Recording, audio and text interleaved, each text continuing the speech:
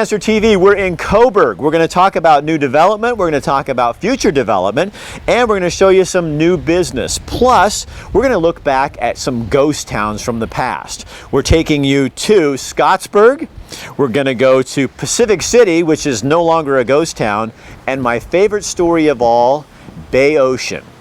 Next on Rick Dancer TV. I'm not dead. That sounds like something interesting.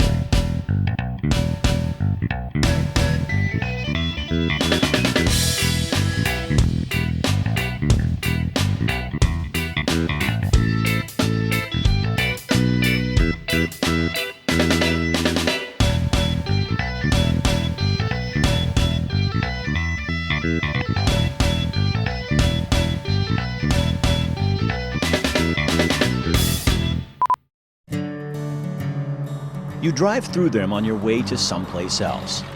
Spots on the side of the road. There might be a sign or a building, perhaps something to raise your curiosity for just a brief moment. But not enough to cause you to over and ask a few questions. In some cases, it's nothing more than an old dumpy building. But what would happen if on one of those journeys you did turn on your signal, pull over, and knock on a few doors? What would happen if you stopped by the symbol, read the names, and asked one or two questions of the first person who came by? That's what we're going to do tonight. So sit back and enjoy the trip.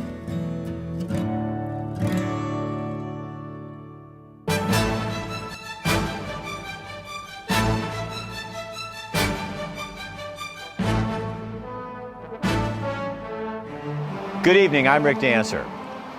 Oregon is home to dozens and dozens of ghost towns, and tonight photographer Ben McKee spent a half hour taking you to some of those places. You probably think that a ghost town has to be vacant to be considered a ghost town. That's not true. Many people call ghost towns their home. There's also a ghost town in Oregon that is coming back from its ashes. We're going to take you there as well. We begin our journey tonight in a little ghost town I bet you've passed through 100 times on your way to Coos Bay. It's a little place called Scottsburg.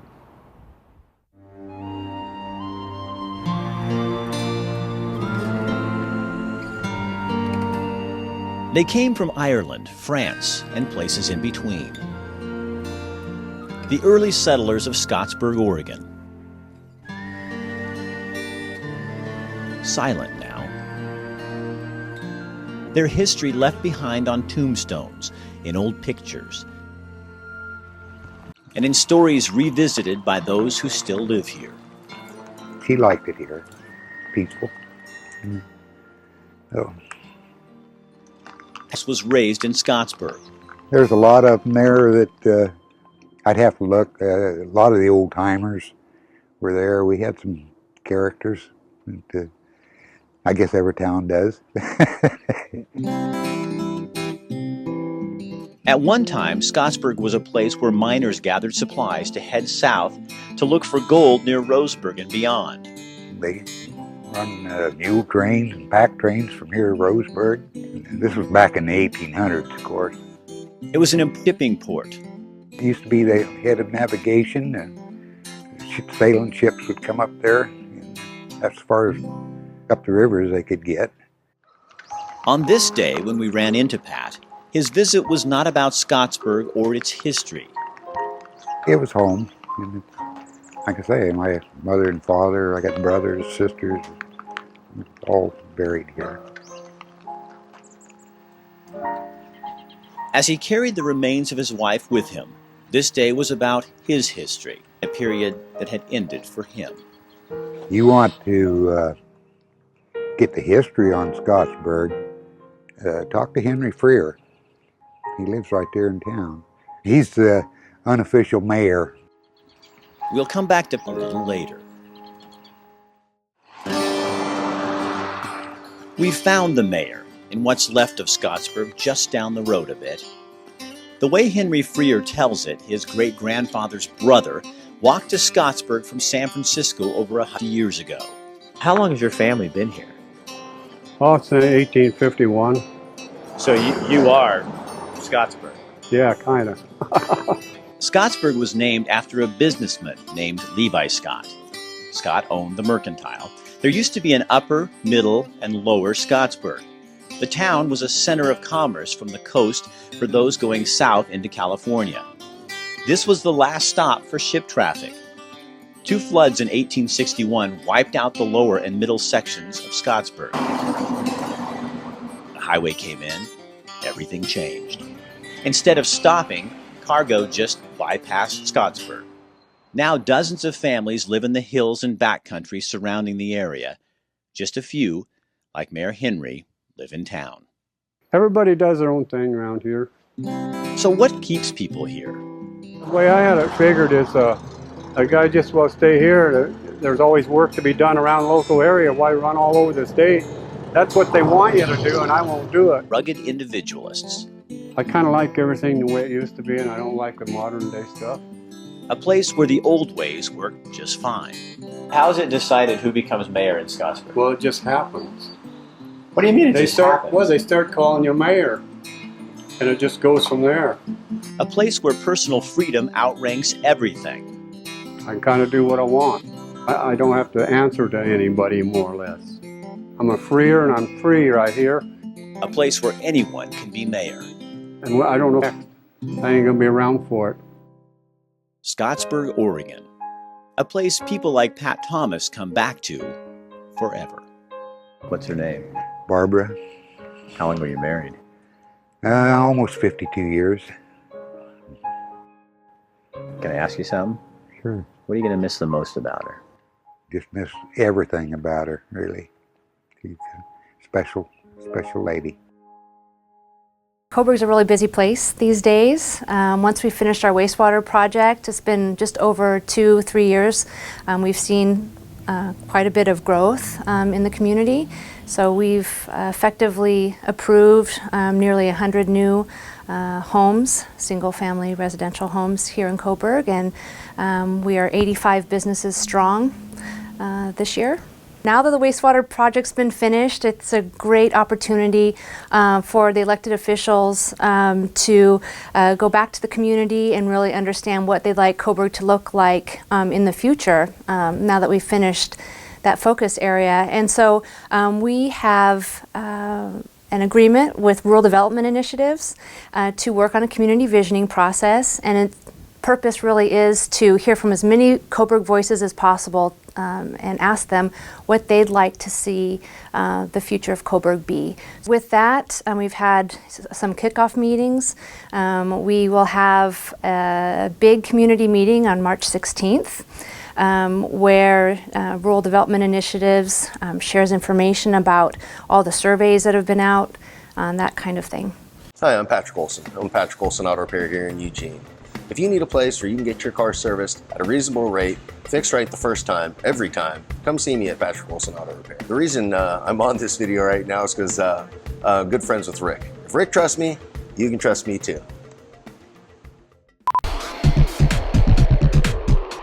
Credibility is huge. I mean, you put the facts together and you tell the story, the complete picture, then that builds your credibility. Trust is key, because if they don't trust what it is that you're doing every single week, then they're not going to subscribe to the paper, they're not going to buy the paper, they're going to look for other sources to find the news that they want. The best way to stay informed is pick up the paper, and if it's not in the paper, let us know that it's not in the paper so we can go find who we need to get that story. It is about them. It's about the community. That's what the paper is. It's the community paper for Cottage Grove.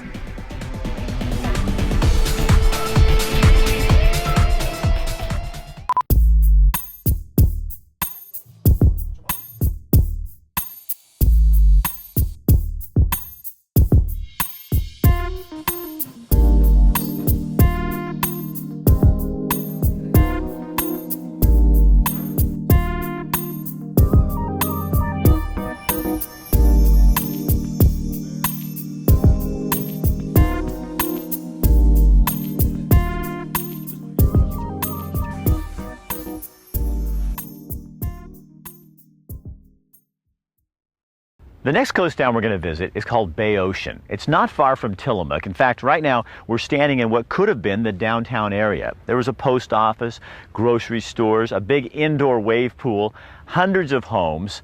It was going to be the Atlantic City of the West Coast. And this is what's left. In 1906, a real estate broker from Kansas City forgot that he wasn't in Kansas anymore. He understood the realtor's code that it's all about location, location, location, but failed to fully grasp the power of the Pacific Ocean. A sign that leads to the peninsula where Bay Ocean used to sit tells the story. City of Bay Ocean Park. 1906, T.B. Potter, real estate broker from Kansas City, dreamed of this peninsula being a second Atlantic city. Jim Bennett is our guide. He lived at Bay Ocean when he was a kid. Okay, so it came out here and then it got big, and that's where Bay Ocean was. Yeah, that's where the town was. Okay. This is a sketch of what Bay Ocean was going to look like. Plots for homes, businesses, a resort, and places to play. By 1914, 600 building lots were been sold. Bay Ocean had its own ship that would bring visitors from Portland for a weekend of fun. Consisted of a general store, post office, a three-story hotel, bowling alley, tin shop, and bakery. The hotel had automatic fire sprinklers. There was an auditorium with a pool 50 by 160 feet. This was the place to be, until something unspeakable, unbelievable, and unbearable began to happen. All this was Bay Ocean. There's nothing. Not a piece of concrete, not a water pipe, not a brick, nothing. Mother Nature reclaimed her sand spit. So what went wrong in Bay Ocean? They built the north jetty and it was fine, but they needed a south jetty to protect the ocean-going vessels and logs and stuff like that. But with just a north jetty, it created the currents to be different. The community lost it. The change in ocean current became a nightmare.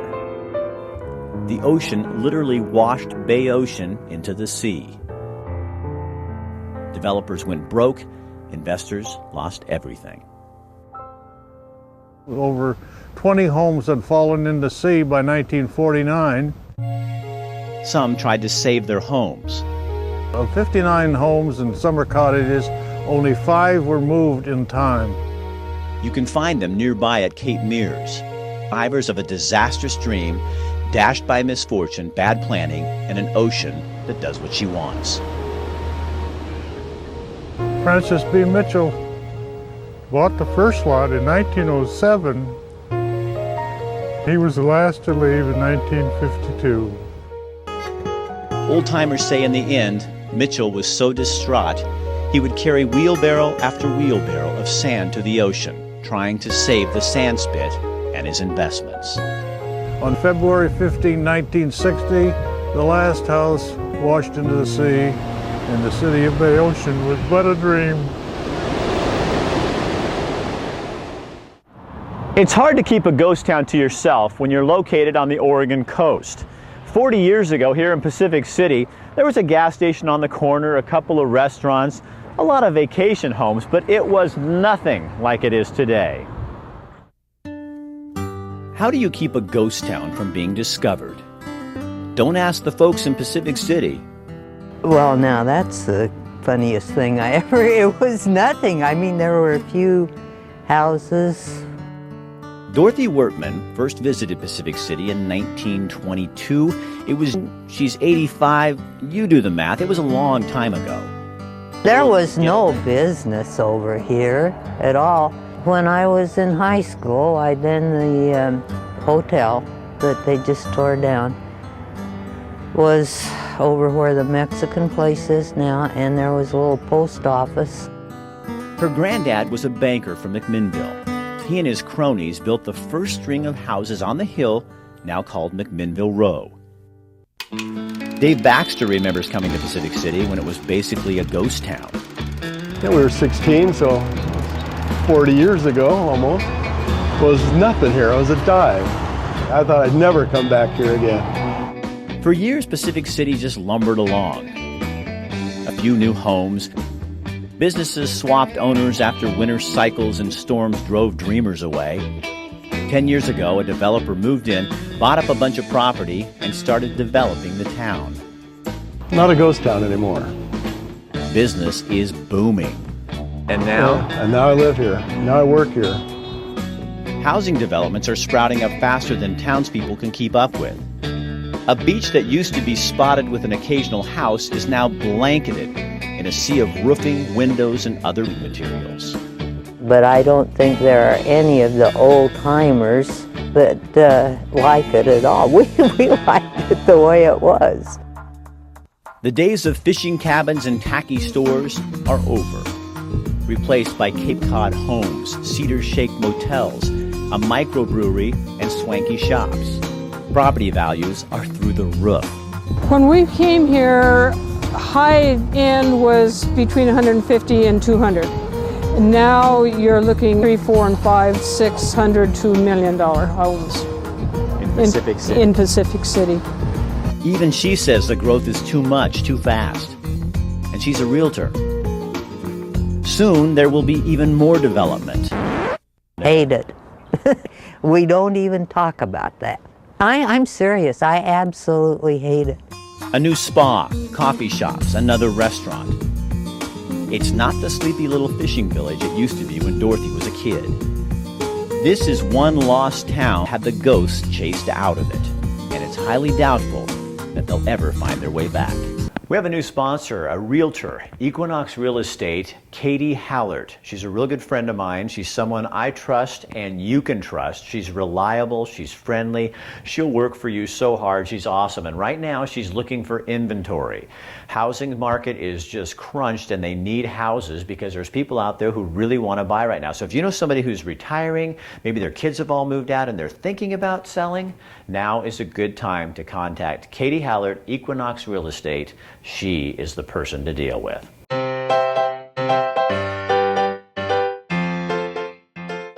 A great foundation is everything. My grandfather immigrated from Italy. He taught me our family recipes. Foundations are important.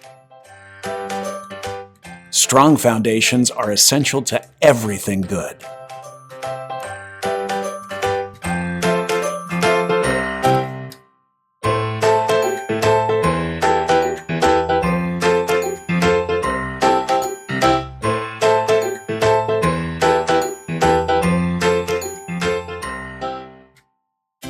Coburg Pizza Company, reimagining pizza one bite at a time. Another friend we're bringing on board as a sponsor for our Rick Dancer programming is Brinker's Restoration Contractors. Carlos is a friend of mine, and he just signed up to do this because he really believes in the power of you. And what he does is he comes into your home. If you had water damage from the recent storms, or your toilet overflowed and ruined your floor, or just damaged some things, honestly, just about anything, your shower's leaking, you just need somebody who can come in and has a top-notch crew, can take care of the issues that are bothering your home, and make you feel at ease. And he's super fair. I know this guy, I trust this guy, and he will not overcharge you. In fact, if anything, Carlos does stuff that he shouldn't probably do for free. He's super helpful and he's a good guy. So that's Brinker's Restoration Contractors. I'll put their logo up here. Pay attention to our sponsors because these are the people that make all of this programming possible. And when you go in there, tell them you saw it on Rick Dancer TV. You work hard. You train hard.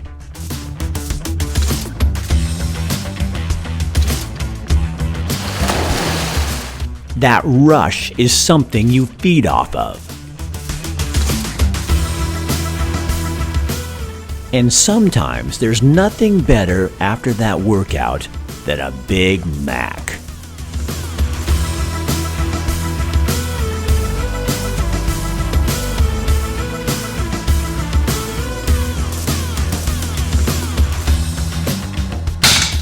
Big Macs are an indulgence.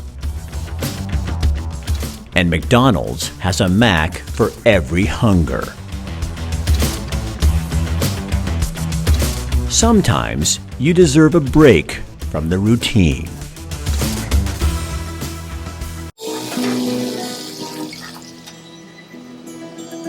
What I will tell you, about our food is that we prepare everything from scratch.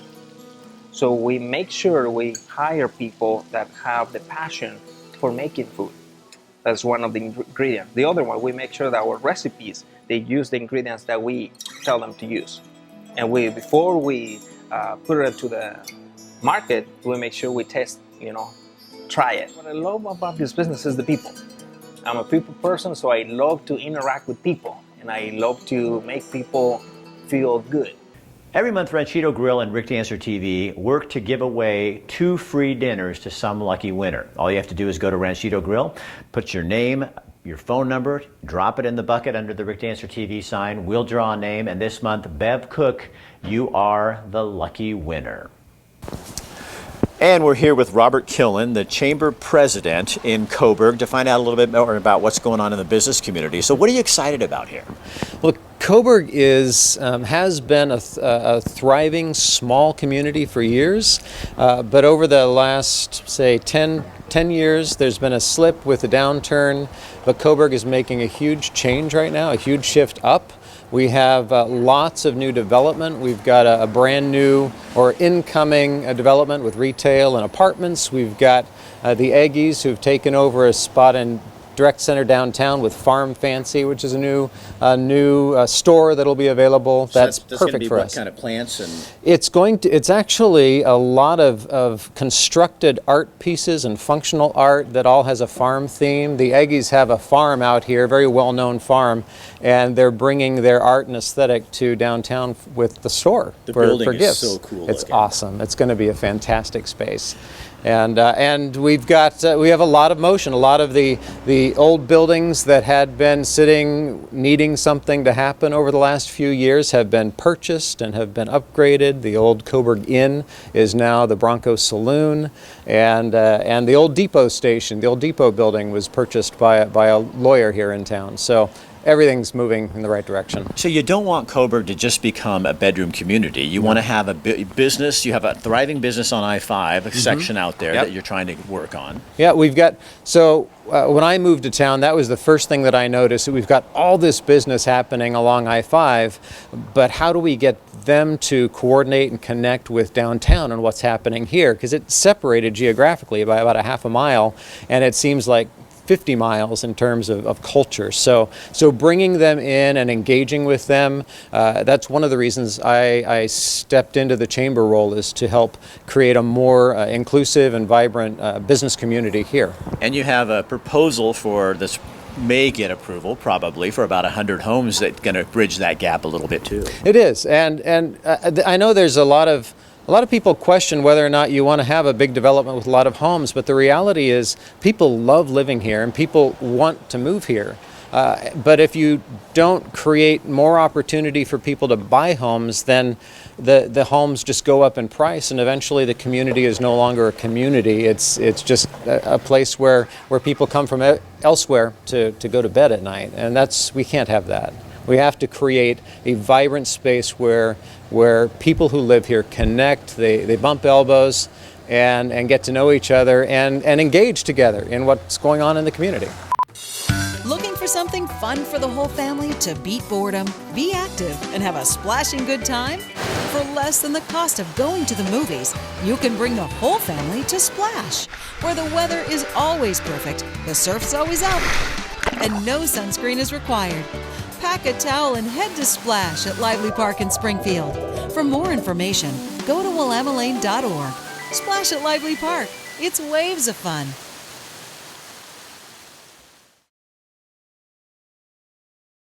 In an era where newspapers are struggling and a lot of larger papers are dying, we are doing well because we tend to cover things local, and we offer news that people can't get anywhere else. That's our model, is covering local news and sports and anything to do with the community.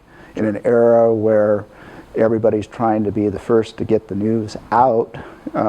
We actually do some research and talk to the sources and get the story and all the details behind the story. And we're here with Alan and Peggy Wells, the developers of the new Coburg Inn in Coburg. So Alan, tell me what you've got planned over here. A mixed-use project, retail space on the ground floor, about 11,000 square feet, and then 24 apartment units upstairs. It was going to be a hotel when you guys first started out. Now it's apartments. Right, yes. The reason being is that we just felt that the time commitment for the hotel was just going to be too great. Market may not quite be ready for a 24-unit boutique hotel in Coburg, but somewhere down the road we might convert some of the apartment units to hotel rooms. We're not sure at this point. But so you guys have a little bit of an announcement on one of your tenants on the lower floor now, don't you? Well, we're talking to a lot of people, but Coburg Pizza, kind of an institution in town, is looking seriously at taking about half of the ground floor. Yeah, which is kind of exciting. Actually, very exciting. Yeah, we're happy to have them on board. So why Coburg? Why Coburg? We live here, and we have a vested interest in making the community a better place. We love the community. We've been here about 7-8 years now. And we just we're excited to see if we can do something good for the town. Millennials, lazy, spoiled, entitled, irresponsible. But are we? You know, it's funny though, because that's the same things that were being said about our parents when they were our age. I just don't buy it. All I hear in the media is that the world's going to hell. I want to feel like my voice matters. I want to feel like I have a place in this world. I want to hear about the good things that are happening in the world. So let's talk about all this real stuff. Let's have these conversations. I mean, why not?